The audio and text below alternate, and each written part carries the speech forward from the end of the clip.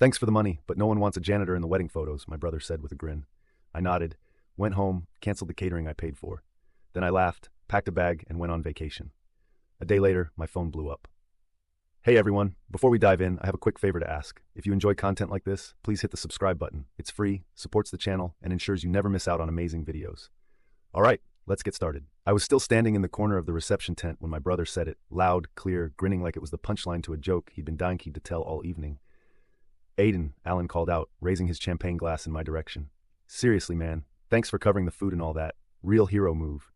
People turned to look at me. I smiled, uncomfortable. But he went on, pausing for dramatic effect. Let's be honest, no one wants a janitor in the wedding photos. Silence. And then awkward laughter. His best man chuckled. His bride, Emma, hid her face behind her wine glass. A few cousins looked at their shoes. One of Alan's coworkers gave me a pitying glance and turned away. I just stood there in my work boots and blue uniform shirt, the faint scent of bleach still lingering on my sleeves. I laughed just once, a small exhale through the nose, and then I said, "You're right." That was all. I didn't throw a drink. I didn't yell. I didn't storm out like in some movie. I just smiled at my little brother, turned around, and walked off the grass and into the parking lot like nothing happened. But inside, something split. Quietly. Cleanly. The way you don't feel a deep cut until you see the blood. I sat in my car for a long time, watching people dance through the reception hall windows. They looked like shadows against the fairy lights. I pulled out my phone, opened the catering confirmation I'd paid for weeks ago. $8,793 non-refundable if within 24 hours. I was just in time. I hit cancel. And then I booked a one-way ticket to Costa Rica. No one wants a janitor in the wedding photos? Fine. Let's see how they like wedding photos with no food on the tables. Thanks for the money, but no one wants a janitor in the wedding photos. That sentence didn't just sting. It detonated everything I'd been too blind to see for the last 8 years. Let me back up. Alan's my younger brother. Always was the charming one, the fun one, the kid who scraped by with a crooked grin and excuses like, "I'm figuring it out," while other people picked up the pieces. Usually me. I didn't go to college. I cleaned them. While Alan was changing majors like socks, I was pushing a mop across dorm hallways to help mom and dad pay his tuition. 3 semesters in, he dropped out. "College isn't for me," he'd said. "But thanks, bro. You're a lifesaver." That line became his go-to. I helped him get his first apartment when he and Emma moved in together. Covered the deposit, paid his overdue utilities. When they got engaged, he said, "You're the only one I trust with the wedding, Aiden. Can you help us pull it off?" He knew I'd say yes. I always did. So I did the impossible. Picked up overtime shifts, skipped weekends, gave up my only vacation in years. I funneled every extra dollar into that wedding. I paid for the catering. I helped Emma's mom with the venue deposit when she forgot her checkbook. I even covered the extra cost of Emma's second dress because the first one made her look bloated. I paid. I smiled. I clapped when they kissed. And what did I get? Thanks for the money, but no one wants a janitor in the wedding photos. That line, that smirk, that gleam in his eye like he was proud of himself, like it was a mic drop moment. The next morning I woke up in my budget hotel room, the windows cracked open to California breeze and salt air. It should have felt like relief. Instead, my stomach was a clenched fist of rage. I scrolled through my phone. 47 missed calls. The texts had started around 6 p.m. "Aiden, where are you? Dude, did you cancel the food? Please tell me this is a misunderstanding. Do you know how humiliated we were? People left early. Aiden, call me now." The cherry on top? Bro, you went too far. Like I said, no one wants a janitor in the wedding photos. But this is pathetic. I stared at that message for a long time. No apology. No, I didn't mean it. Just more mockery. That night my phone rang again. Mom. I let it go to voicemail, but then she called again, and again. Eventually I picked up. "Aiden," she said, "what is going on with you?" "Hi Mom, good to hear from you too." "Emma's family is furious. They spent all that money and everyone went home hungry." "Emma's family?" I laughed bitterly. "You mean the people who spent nothing and left the cake bill to me?"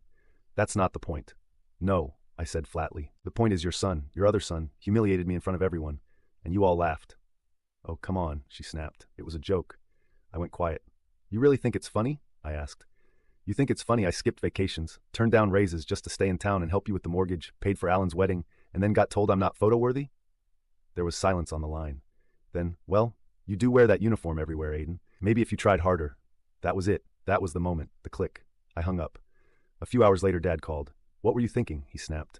"We had people calling us. There was nothing to eat. Emma was crying in the bathroom." I was quiet. "You listening, son?" "Dad," I said calmly, "can I ask you something?" "What?" "When Alan dropped out of school, who paid his last tuition bill?" "You did," he said, annoyed. "But that's not." "When his car broke down and he needed a new transmission, who helped him buy a used one?" "You did." "When you and Mom were behind on the house 3 winters ago and the heating was about to be shut off." There was a pause. Then he grunted. "What's your point?" "My point," I said slowly, "is that I have always shown up, and not once, not one single time, has any of you thanked me without adding a guilt trip after. And now you all act like I owe you my silence, my humiliation?" "You're being dramatic." No, Dad, I'm being done. Later that week, I went by Alan's house. Not to make peace, not even to argue. I just wanted to drop off the receipts. He opened the door shirtless, beer in hand. Oh, he said, scratching his head. The ghost returns. I handed him a manila folder. What's this? All the receipts for the wedding, I said. Catering, rentals, deposits, tips. You and Emma might want to actually pay people this time. He snorted. Trying to prove you're the hero again? I just stared at him. You think you're better than me, he said, but all you do is mop floors and hold grudges.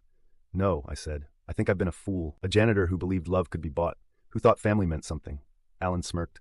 Guess you finally figured it out. I nodded. Yeah, and I hope you enjoy living with the consequences. 3 days after the wedding, silence. No calls, no texts, no apology, just complete cold nothingness.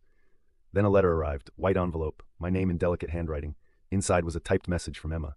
Dear Aiden, we hope you understand what your actions cost us. My parents were humiliated. Alan is heartbroken. We're asking you to do the right thing and reimburse the expenses we had to cover after the catering cancellation. Enclosed is an invoice. We expect a transfer by Friday. Family means responsibility. The invoice, $2,400 for emergency pizza delivery and extra generator, and my favorite, emotional distress, $500 for her tears. I stared at the letter, then calmly fed it through my blender. Let the confetti rain. The next morning, Mom texted, family dinner Saturday. You're coming. We need to talk. At first I wasn't going to go, but then I thought, no, forget that. I will go, and I'll bring everything. Saturday night, 6 p.m., I walked in with a backpack over my shoulder. Inside, my laptop and a USB stick full of receipts, screenshots, and a video I'd been saving. They were already seated. Mom had tissues in hand like she was preparing to cry. Dad sat arms crossed, stern face. Emma looked smug and wounded all at once. Alan was dressed up like he was giving a TED Talk, confident, cold. Aiden, Mom said softly, we're glad you came. Don't be, I replied. This won't take long. Emma leaned forward. We're all trying to move past this, but you humiliated us. Do you understand that? You ruined our day. I held up my hand. You've had your turn. Now it's mine.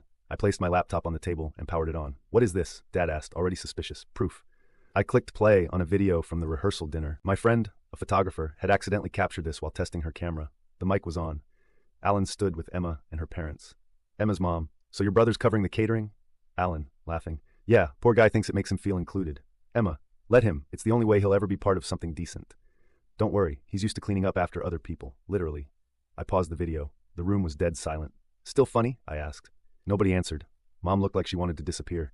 Dad's face went pale. Emma stood up quickly. That's taken out of context, is it? I opened another folder. Screenshots. Alan's text messages to a friend. Alan, Aiden's paying for catering. Told him we're broke. Emma's dad is covering the DJ, but we're pocketing the rest. Lol. Free food FTW. I looked directly at Alan. You lied to me, used me, and then mocked me. He stood now too. You betrayed this family. No, I said. I finally stopped playing the idiot. Dad slammed his hand on the table. You're acting like a child. I turned to him.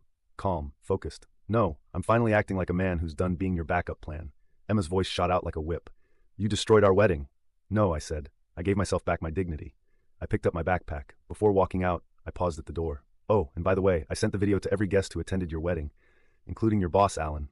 He stiffened. Remember how you laughed about janitors being beneath you? Let's see how that lands in the HR department. Emma gasped. You didn't. I did. And then I walked out. Not in anger, in freedom. Behind me, I heard Emma burst into tears. And for the first time in years, I felt absolutely nothing.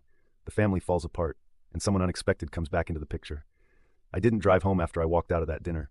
I drove to the edge of the coast, parked the car, sat on the hood, and just stared at the ocean. For the first time in my life, I didn't feel responsible for anyone but myself. The waves didn't need anything from me. They just were. I could have stayed there forever, until the phone started exploding.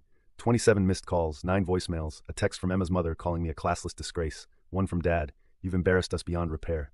But the real kicker? Alan, you're dead to me. You'll regret this. I read it 3 times, smiled, and deleted it. No rage, just relief. What I didn't expect was the public reaction. Apparently, someone at the wedding caught the tail end of my speech on video and uploaded it to TikTok. The audio of me saying, I gave myself back my dignity, was already trending by day 3. This is the most satisfying real-life moment I've ever seen. Dude's a janitor, but just mopped the whole family. Even BuzzFeed DM'd me asking for the full story. I ignored it all. I didn't need validation, but wow, it felt good. On Thursday it got quiet, and that's when Sophie texted me. Sophie, my ex, we dated for 2 years back when I was still trying to earn my family's approval. She left because she couldn't watch me get walked over anymore. Sophie, I saw the video. I've never been prouder of you. I always knew there was fire in you. They just buried it. We met for coffee 2 days later. No expectations, no awkward tension, just 2 people who had survived the same storm and finally stepped into the sun. I left because I couldn't stand how they treated you, she said quietly, stirring her drink. I kept hoping you'd see it for yourself. I saw it, I said. Finally. She smiled. So now what? I don't know, I said, but for the first time, it'll be my decision. Back home, things were burning. Emma left. Alan walked out on him 3 days after the video went viral. Apparently, her parents told her she was a disgrace to their reputation. Alan messaged me 2 words, "You win." I didn't reply. Then came the surprise I wasn't expecting. Kelly, my cousin, reached out. "I'm done with them too. You inspired me. I just signed the lease on my own place." She'd always been the quiet one at family gatherings, always watching. Turns out she was watching everything. By Sunday, my mom came to my apartment. I didn't let her in. "I just want to talk," she said through the screen door. "So talk." Her voice trembled. "You broke the family, Aiden." "No," I said. "The family was broken long before I stopped fixing it." She opened her mouth to argue, but didn't. Instead, she whispered, "Your father's not speaking to anyone. Alan hasn't left his house." "Not my burden anymore," I said. "You made that clear. You really won't help us?" she asked. "Not even now?" "No." Her eyes welled. "I don't even recognize you," I smiled, finally, and I shut the door. The next day, I checked my email. There was a message from Sophie. "I'm flying to Costa Rica in 3 weeks. You said you always wanted to go. Still want to?" I stared at the screen, then typed, "Booked." I left 2 days later for a short trip first. Not Costa Rica, just a quiet weekend alone. The night before I left, I stood on my balcony, sipping whiskey. Waves of messages still flooded my socials, people sharing their own stories, thanking me for saying what they never could. I wasn't trying to be an example. I just finally stood up. At 9:12 p.m., another message came in. "Brian, Alan's ex-best friend. Proud of you, man. He always treated you like trash. You burned it all down and still came out clean." I smiled, not for the praise, but because it was finally over. I looked out over the city lights and whispered to the sky, "Thanks for the wedding photos." Then I raised a glass to the night air, to freedom, to truth, to finally saying no. Some bridges need to burn so you can finally feel the warmth. 2 months later, warm evening, Costa Rica. Ocean breeze kissed my skin as I lay in a hammock with a book I hadn't touched in years. It smelled like mango trees and salt. No phones ringing, no guilt hanging around my neck like a noose. I was free. But you know what surprised me most? I didn't miss them, not even a little. When you grow up in a family like mine, you're trained to feel one thing above all, obligation. They tell you, family is everything. You don't turn your back on blood. You're the older one. It's your job. But they never talk about respect. Never mention mutual effort. Never admit that love without boundaries is just control dressed in a Hallmark card. I thought I was doing the right thing for years. Paying, fixing, bending, shrinking. And for what? To be called a janitor at my brother's wedding? To be cut out of photos and then asked to pay for dessert? No, no more. The week after the wedding went viral, I got messages from strangers, people saying I was brave, that I'd inspired them, that they finally cut off their own toxic parents, siblings, even spouses. One message stood out.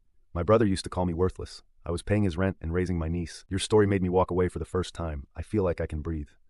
That broke something open in me, because I knew that feeling. And it hit me. I didn't just take my life back. I gave people permission to take theirs too. Alan? Still unemployed. Emma? Never came back. Last I heard, she was trying to marry into a wealthy family her dad knew through golf. Good luck with that. Mom and Dad? They tried one last stunt, sending a family friend to mediate. A guy I hadn't seen since high school showed up at my door like some peace ambassador. "You've made your point," he said. "They get it now. Maybe it's time to come home." I didn't answer. I just reached for my phone, opened the photo from the wedding. The one where Alan's laughing with a champagne glass and I'm in the corner, cropped halfway out of frame, and zoomed in. "They didn't just crop the photo," I said. "They cropped me." He stood there, no words. Then he nodded and left. Sophie and I didn't get back together, but we stayed close, bonded by scars the same shape. She came to visit me once in Costa Rica. We drank rum on the beach and talked until sunrise. And when she left, she smiled and said, "You're not the same guy I walked away from." And that's a good thing. She was right. A few weeks ago, I did something I put off for years. I walked into a local office supply store, bought a whiteboard, and wrote one word across the top in bold black letters, boundaries. Underneath, I listed 10 names, 10 people I'd spent years trying to please. Next to each name, I added a column. Respected me, used me. Only 2 names got a check mark, and one of them was mine. Now when people ask if I regret what I did, canceling the catering, exposing the truth, burning every bridge with a flamethrower, I laugh, because what I lost wasn't family, it was an illusion. They didn't love me. They loved what I could do for them. They loved the silence, the obedience, that yes, of course, every time they stretched their hands out and I opened my wallet. But when I stood up, when I said no, they turned into strangers. And maybe they always were. Some people dream about revenge. I dreamed about quiet mornings, coffee with no dread in my stomach, friends who text me because they want to, not because they need something. I dreamed of waking up without the weight of being someone's emotional garbage can. Now I have that, and I'll never give it up again. My last message from Alan came on my birthday. "Hope you're happy. We needed you." I smiled and finally replied, "I needed me too. That's the difference." This is where the story ends. Not with a perfect family, not with a warm reunion over pie and forgiveness, but with freedom, with one man who finally looked his blood in the face and said, "You don't get to call it family if you treat me like furniture." And then he left and never looked back. So here's the moral if you're looking for one. If they laugh at your struggle, call you cheap while spending your money, mock your job, your clothes, your heart, cancel the catering. Let them taste what it's like to be hungry for once.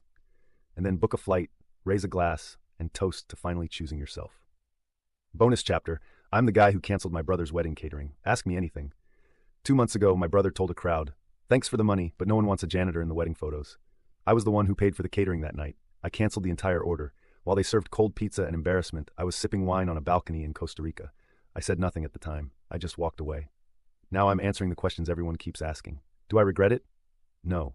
I regret staying silent for so long, not for finally drawing a line. Did Alan ever apologize? No. His last message was, "You win." I didn't reply. Did Emma leave him?